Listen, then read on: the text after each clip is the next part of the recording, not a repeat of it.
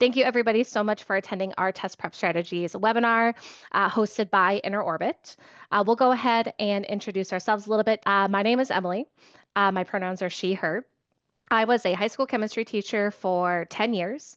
And while I was a teacher, I had the opportunity to teach in our alternative learning program. I taught regular chemistry, I taught honors chemistry, which is a really cool opportunity to try a lot of different techniques to service a lot of different kids at different points.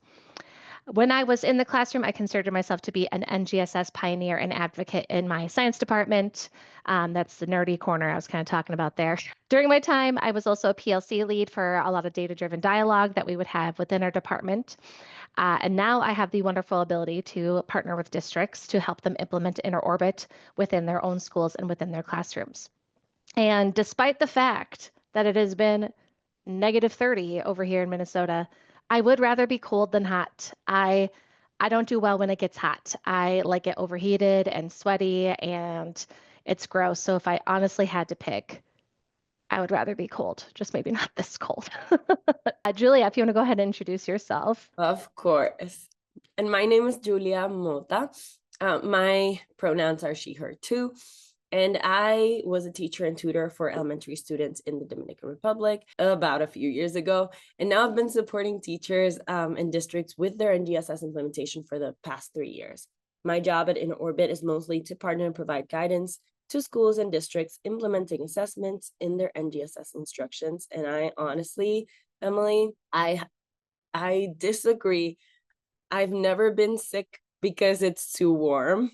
But I have been sick. I am sick right now because I didn't wear a hat to go outside. So I definitely disagree with you. You know, when you put it that way, I think I might be slightly swayed to change my answer. I've never I've had like low-key heat exhaustion, but not this kind of sick. I hear you. All right. So in this webinar today, our goal is to help discuss some test prep strategies that can easily be incorporated into classroom instruction throughout the entire year. I know that we're nearing test prep strategy season right now, but we also want to give you some just best practices that can be used year round. And we're actually going to be highlighting some of our InnerOrbit partners to kind of discuss how these strategies have actually been used for real in the classroom. We're hoping to be here for about 45 minutes. We're going to start off this webinar just talking about what is InnerOrbit in case you're unfamiliar. And then we're going to also spend some time just talking about why should we even be discussing test prep and what that should look like. We're going to be talking a little bit about phenomena, and then we're going to be talking about some strategies related to phenomena transfer stations and scaffolded practice.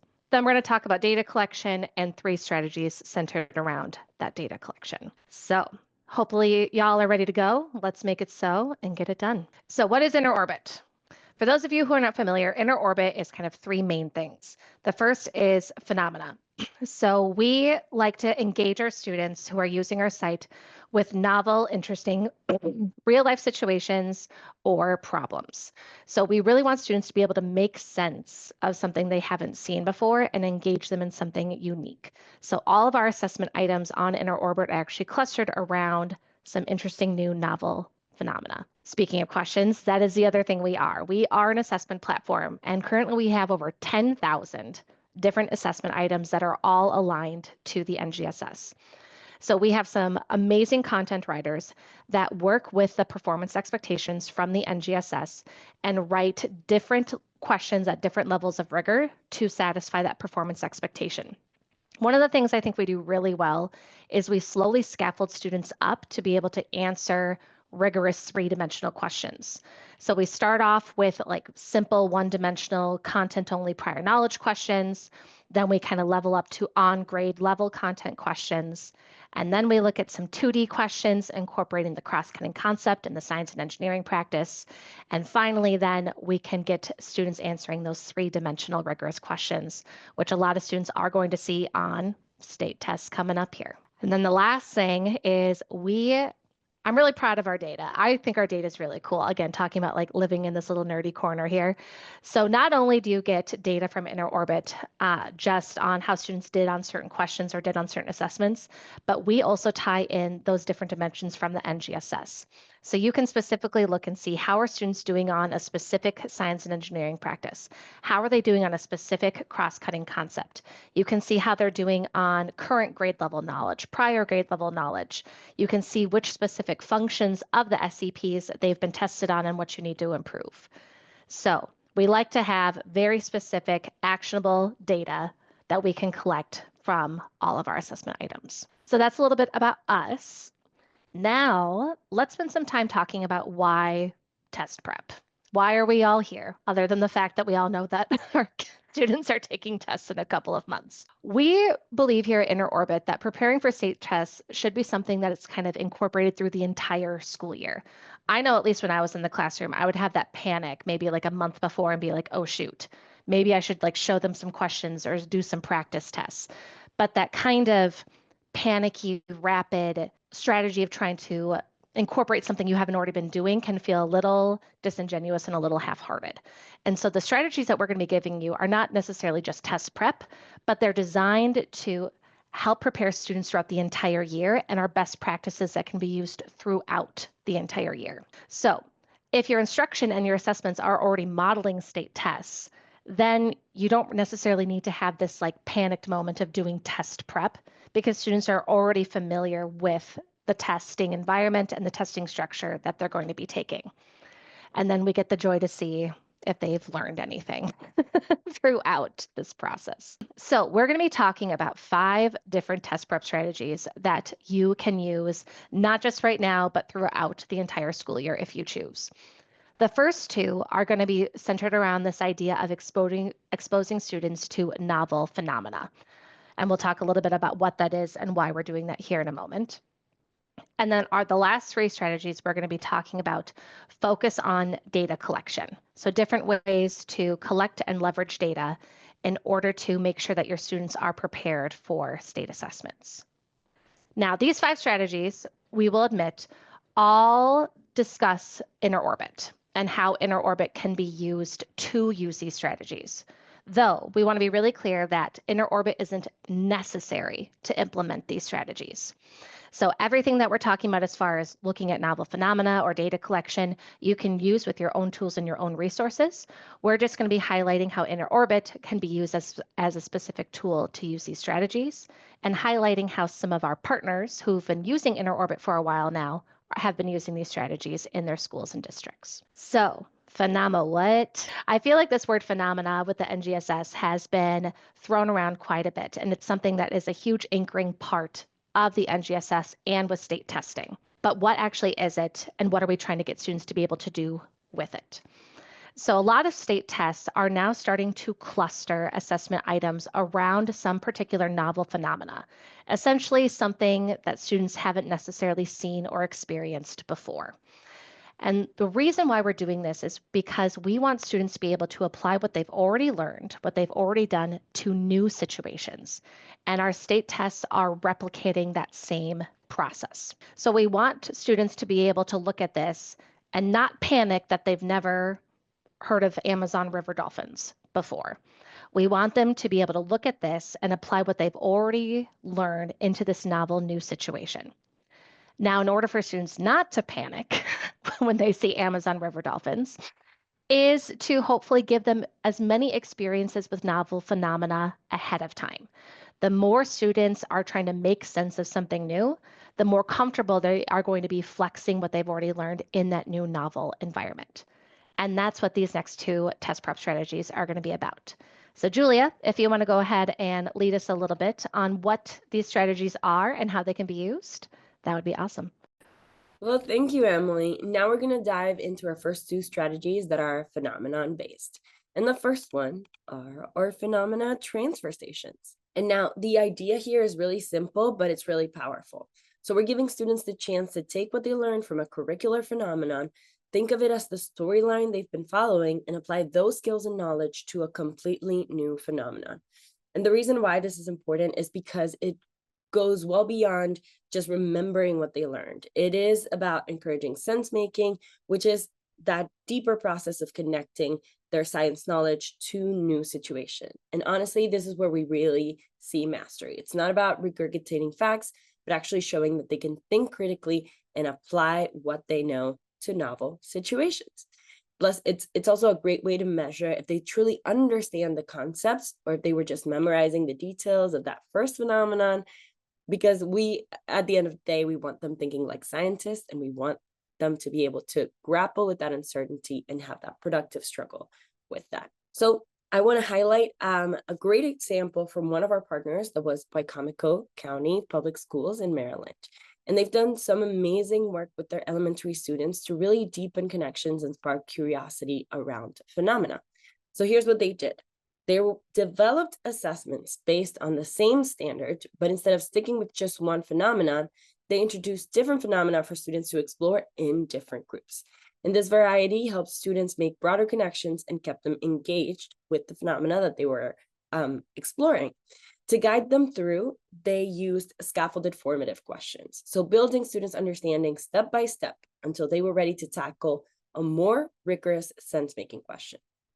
And the best part about this is that they also made it collaborative. So each student had a pre-assigned role within the group, and they were actively supporting each other as they worked through the process of making sense of this novel thing. And all of this was carefully designed to align with their existing curriculum that was Mystery Science. So it wasn't just a great activity, but a seamless part of what students were already learning. Now, taking a look at what this data looks like, what we notice is that the students performed better on this assessment than they did compared to the second one. And at first glance, you might think, if we just took the first assessment, hey, looks like they got it, looks like they mastered the concept. But this is where multiple phenomena really matters. So that second assessment showed us something important. And it revealed that while students might have been more comfortable with the first phenomenon, they weren't fully transferring their understanding to a new context in this scenario.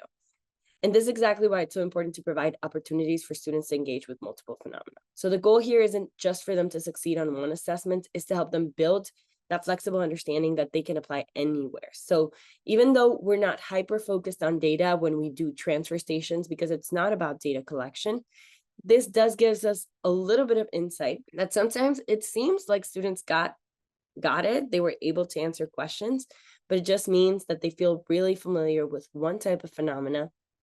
And it doesn't necessarily mean that they were really transferring into novel things. So that's what's really important about that. Now, moving on to the scaffolded practice, which is our second phenomena-based strategy. This approach is all about breaking things down and building them back up. So with scaffolded practice, we can really focus on how students are performing by isolating or targeting different dimensions of a standard. And it's a way to meet them where they're at. So instead of just going straight into the three-dimensional question, we're actually asking questions that are not as rigorous in the beginning, just to gradually guide them toward that deeper understanding. And the key here, again, is that we're not just jumping into the most rigorous question, we're building up slowly to those sense-making questions that are the ones that match the level of rigor that we know they'll encounter on state tests. And this is what makes the process less overwhelming and much more effective. And this can serve a dual purpose. It is good for reviewing prior standards and giving students a solid foundation, but it's also a great way to introduce novel phenomena so they're gaining experience and confidence in applying what they know to new situations. Now, this example, it's about Bentonville schools in Arkansas, and they put scaffolded practice into action, and they wanted to introduce students to phenomena gradually, modeling the process of sense-making before throwing them into a big benchmark assessment. So they came up with this really effective strategy, which was create 4 question assessments and had students work through one question at the end of class each day. So instead of just having a big formative assessment that was scaffolded, on Monday, we introduced the phenomena. On Tuesday, we had on-grade level knowledge questions. On Wednesday, the content and the cross-cutting concepts. On Thursdays, the content and the science and engineering practice. And by Friday, we would build up to that big, rigorous sense-making question. And this step-by-step approach gave students the time and support they needed to build their confidence and skills, all while staying aligned with their expectations of NGSS assessments and actually easing students into these sense-making and rigorous questions without scaring them off. And it's a smart way to scaffold learning without overwhelming our students too. And this is a sample assessment of how it looked like and how they actually structured these. There's all about why cutting onions makes us cry.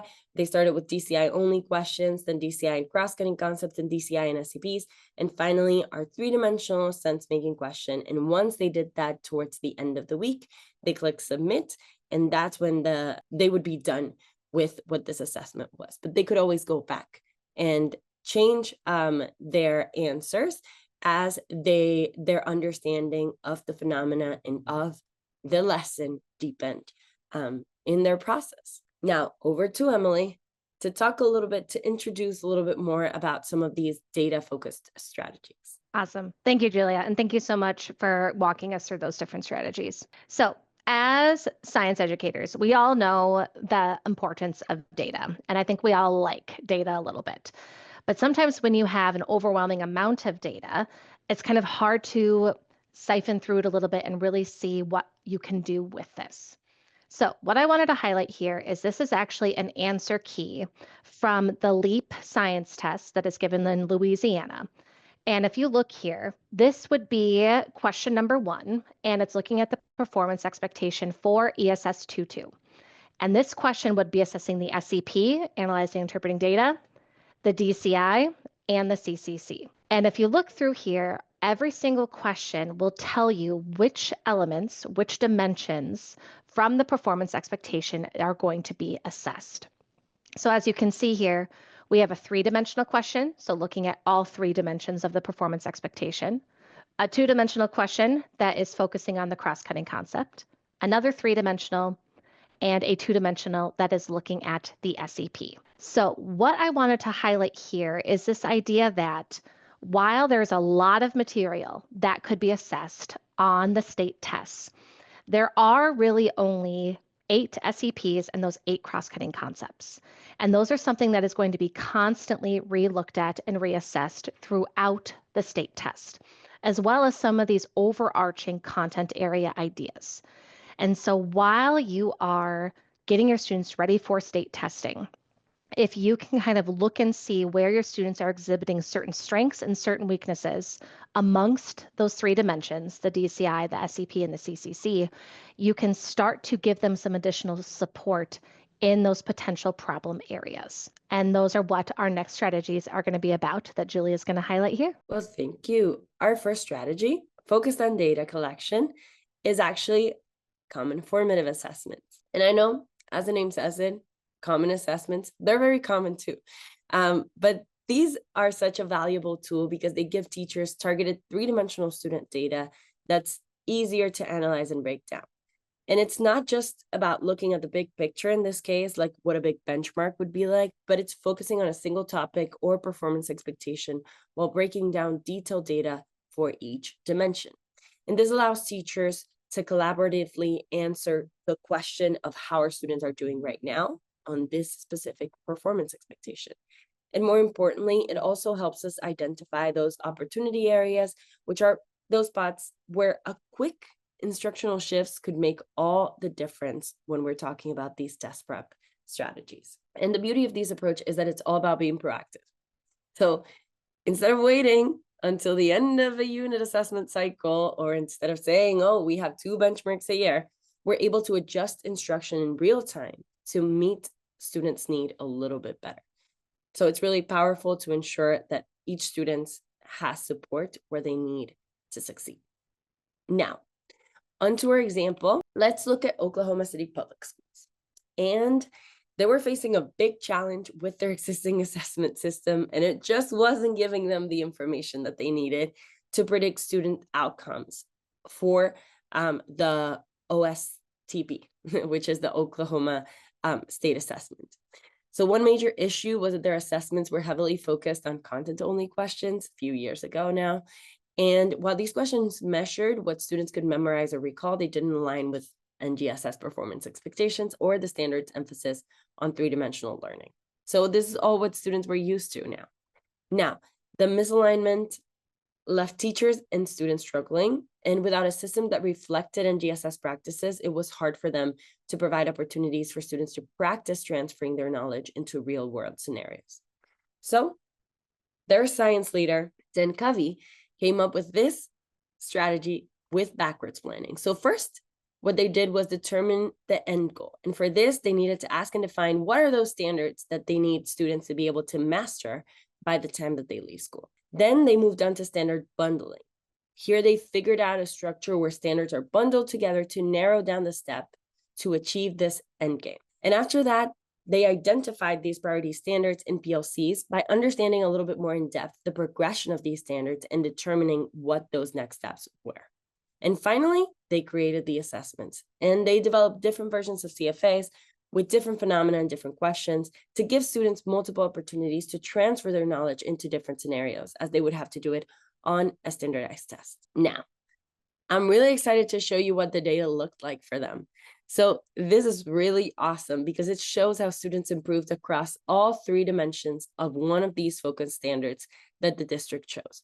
So by using these common formative assessments aligned to the NGSS, what we want to highlight is that teachers are able to identify these gaps in our understanding for each dimension. And this targeted data allows them to make precise instructional shifts. And look at this SCP, just in that one dimension, just in that one single dimension, planning and carrying out investigations, they improved 18 percentage points. So what's amazing about this approach is that it highlights how interconnected these dimensions are too. So when students truly engage in sense making, you'll see improvements across the board. No, not just in isolated knowledge or in science and engineering practices, but in their ability to bring it all together. Now, moving on to the pre-post assessments, taking a closer look to what this looks like and how they can help us track progress and focus standards. The main idea here is to determine how students are progressing by collecting data on their background knowledge before a unit and then measuring their mastery at the end. So this gives us a clear before and after picture, helping identify growth and pinpoint any gaps that still need attention. So one important piece to keep in mind is that when designing post assessments, if you want to incorporate novel sense making, instead of reusing the same phenomena from the pre-test, you should switch it up. Because introducing a new phenomenon that still targets the same standard is always useful, again, to provide that practice and that transferring for students. And this ensures also that we're measuring students' ability to transfer their knowledge into novel situations and not just their familiarity with a specific scenario.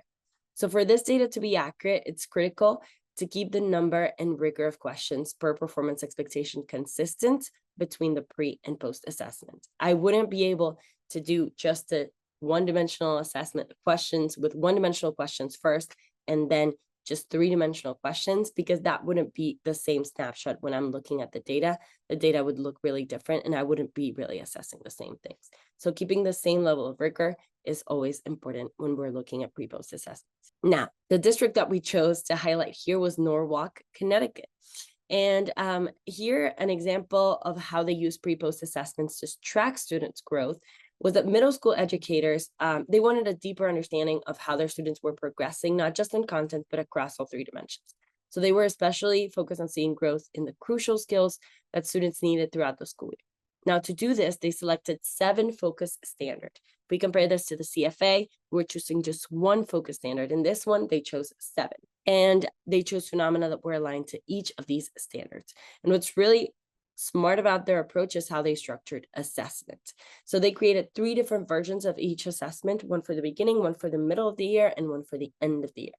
And that allowed them to track growth over time, seeing how students were improving on the NGSS standards as they built their understanding and skills throughout the year. Now, this approach provided them with a clear roadmap of progress and helped them identify exactly where students were excelling and where they needed the most support, which was a really effective way to make data work for both teachers and students. Now, you know we love the data, so let's take a look at this awesome progress that Norwalk students made on science and engineering practices across their 3 assessments in the beginning, in the middle of the year, and at the end of the year. And this kind of data gives us a big picture of how students are developing these crucial skills over time. So it's different from what you'd get from a CFA, just going back to that. They're smaller, more frequent checks for understanding, and those CFAs are great for providing quick insights into specific skills or concepts in the moment, as opposed to this one.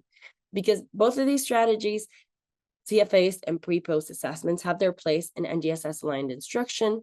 Again, CFAs provide more immediate day-to-day instructional shifts, while pre-post assessments help us track and celebrate the overall growth students are making in their three-dimensional learning across the school year. And now, moving on to our last strategy, this is the mastery benchmark strategy. And this is designed to give teachers and students a clear understanding of whether they are truly ready to take a state test. Now, the focus here is on measuring student mastery of up to 10 priority performance expectations. Now, for a specific grade or course. It is a larger and more comprehensive assessment that combines multiple phenomena and performance expectations into a single test and gives students valuable practice with the state test experience, because they will need to connect and apply knowledge across different contexts. And in this case, there's no scaffolding with one-dimensional questions, as opposed to the other two strategies where we kind of gave them hints. Now, we expect students to be able to make those connections by themselves. And another key piece of mastery benchmarks is that it's not just about understanding the context, but it's also about measuring test stamina. So we know these state tests can be long. And even I remember last year when I met with a lot of New York teachers, and a lot of their students were taking the 5th grade for the first time. And some of them said, well, some of them just stayed until 2 p.m. in the afternoon. It was really rough. So these state tests can be really long. So this strategy also helps students build the endurance they'll need to stay engaged and focused throughout the entire assessment. And ultimately, this benchmark acts as a final check to ensure students are prepared for both the rigor and the format of the test, so giving them the confidence to succeed when the big day comes. And the district that we're going to focus on this time is ABC Unified, and is a K-12 district in California that implemented the mastery benchmark strategies.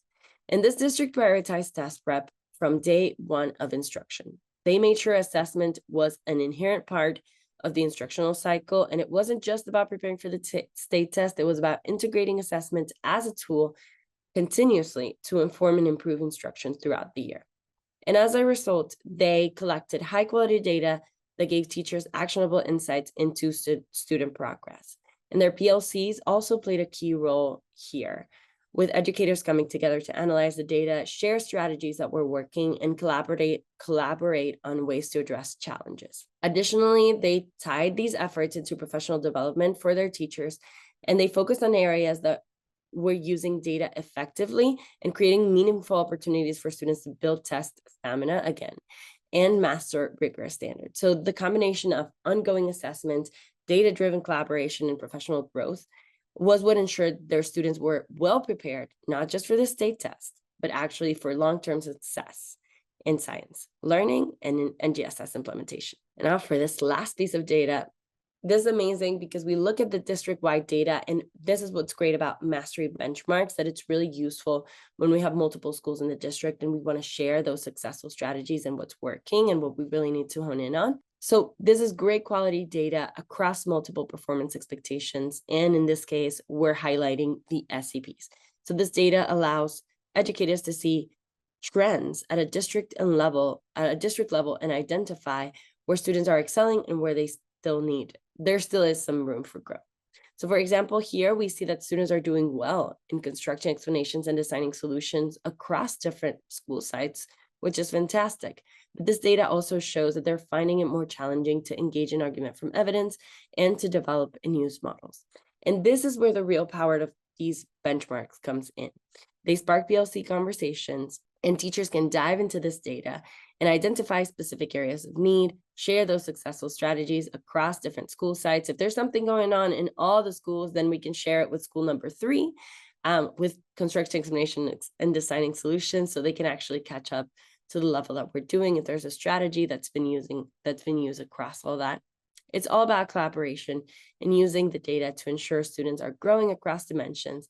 And the result is a district-wide focus on supporting students where they need it the most, while also celebrating, again, the areas where they're thriving. Now, I know this has been a lot in over like 35 minutes. I can't believe we made it. So I'm going to pass it over to Emily to wrap us up. And we've done so much in such short time, which is really great. Yeah, look at all of us. And y'all stuck with us. So it's very much appreciated. We did it, guys. So, just as an overview of what we hope to accomplish today, we wanted to discuss how test prep strategies can be easily incorporated into your classroom instruction throughout the entire year and kind of showed how our InnerOrbit partners use those in actuality in their classrooms and their districts. So, we had a chance to go through these 5 different strategies and kind of the impetus behind them. So, if this was something that was fun for y'all, if this was something that you want to nerd out with us some more, get ready. So, next week, Julie and I are going to be hosting a bunch of different webinars solely focusing on different state tests. So, this was kind of an overarching, broad generalization of different strategies that could be used by anybody. But in these webinars, we're specifically going to be looking at items from these specific tests and talking about, based on these specific items, how we can then incorporate some of these test prep strategies from there.